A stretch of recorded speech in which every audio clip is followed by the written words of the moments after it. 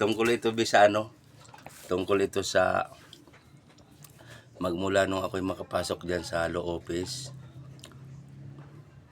nagkaroon ako ng mga sari-saring taong nakasalamuha na lumalapit sa amin para magpatulong ng pagsasampa laban sa labor case, laban sa kanilang company.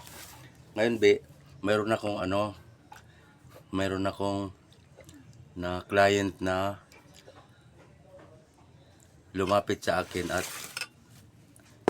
ang sabi niya sa akin kung pwede ko raw siyang matulungan pag sasampa ng reklamo laban sa kanyang company Hoy. Tapos tinulungan ko siya, madaling sabi.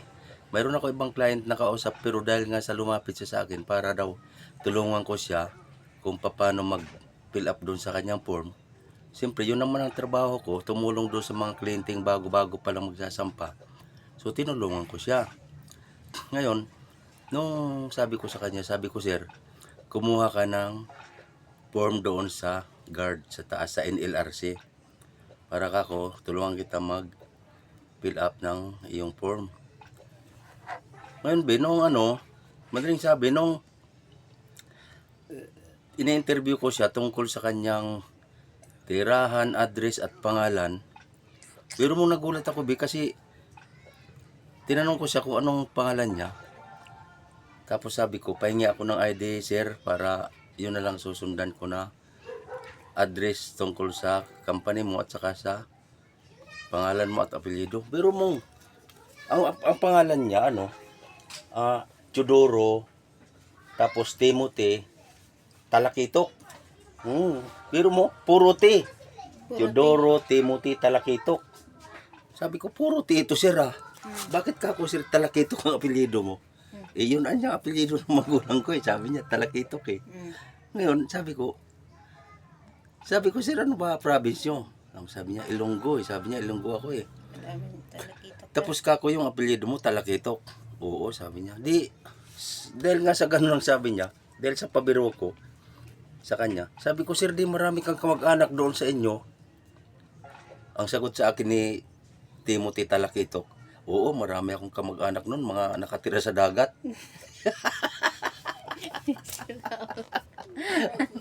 Nakatira doon sa dagat. Basta yung mga isdaan niyang yung mga isdaan niyang nag-umpisa yung pangalan sa T, puro ko niya kamag-anak yun, sabi niya. Oo. Sabi ko, ganun ba, sir? Oo, anya. Ang mga kamag-anak ko niya sa dagat nakatira, katulad niya ng Tambakol, Tuna, Tamban, Sapsap. Ay, hindi na pala yun. Sapsap. Sapsap na pala yun.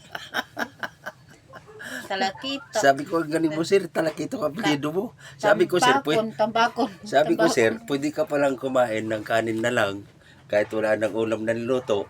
Total ka ako yung apelyido mo, isda, Talakitok, di okay na. Mayroon ka ng ulam, may kanin ka pa. Sabi niya sa akin, oo nga, sir, Pero alam mo, mabait naman siya kahit binibiro ko. Binibiro ko naman siya. Pero sabi ko, sir, alam mo, matagal na akong nabubuhay dito sa ibaba ng mundo. Ngayon lang ako nakarinig ng apelyidong Talakitok. Sabi niya, ako lang may apelyidong Talakitok, Kaya kamag-anak ko yung mga... Totoo, Talakitok talaga. Pero mo, pangalan niya, Teodoro, Timothy, tapos Talakitok, puro T. Kaya nagulat ako, sabi ko, puro T. No. Tapos, ang kamag-anak niya doon sa dagat, Tambakol, Tamban, Tuna, Sapsap. Na hindi naman sapsap, Hindi man tin sapsap. Hindi na pala T yung Sapsap. Ganon, sabi ko, ang galing naman ng sir, apelyido. Talakitok. Oo, yun ang minana ko sa magulang ko, sabi niya. Sabi ko, ang galing pala ako ng mga magulang. Pero ako, sir, kayo, talagang purong Ilonggo. Oo, sabi niya, purong Ilonggo kami.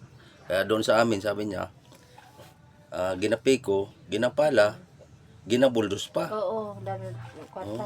Damo kwarta, sabi niya. Sabi ko, ang galing mo talaga, sir. Do you like coffee?